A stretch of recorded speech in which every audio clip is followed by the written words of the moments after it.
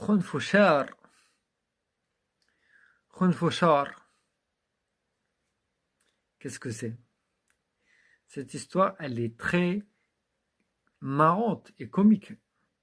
Mais il y a une sagesse, une grande sagesse à apprendre de tout à chacun. Et je vais expliquer ça après l'histoire, qui est très marrante. Il y avait un homme dans une région, il répondait à tout. Jamais il va dire je ne sais pas. Jamais il va dire Allahu A'lam. Jamais il va dire La adri, je ne sais pas, il faut que je me renseigne, etc. Questionner. Il savait tout sur tout. Ça a intrigué des jeunes. Des jeunes ont dit c'est impossible que quelqu'un connaisse tout. Donc on va le tester et on va voir qu'est-ce qu'il répond. S'il va dire un jour Allahu A'lam, je ne sais pas. Donc ils inventent un mot. Chacun prend une lettre de l'alphabet et il crée un mot qui est Khunfushar. Khunfushar, un mot qui n'existe pas. Ils vont le voir.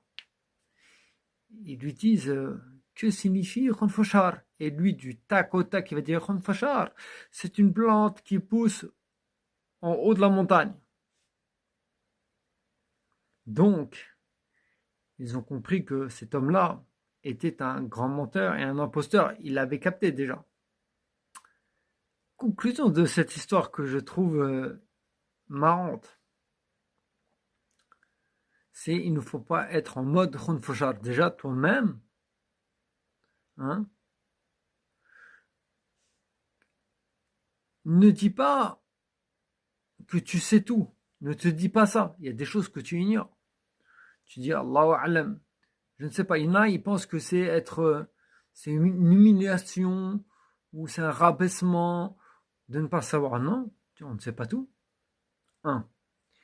Et deuxièmement, faites aussi miséricorde à ceux que vous interrogez. Je sais que ça fait partie de la religion de questionner qu'on ne sait pas.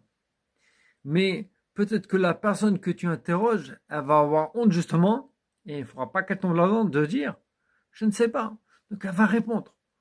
Ou alors elle va répondre à la va-vite.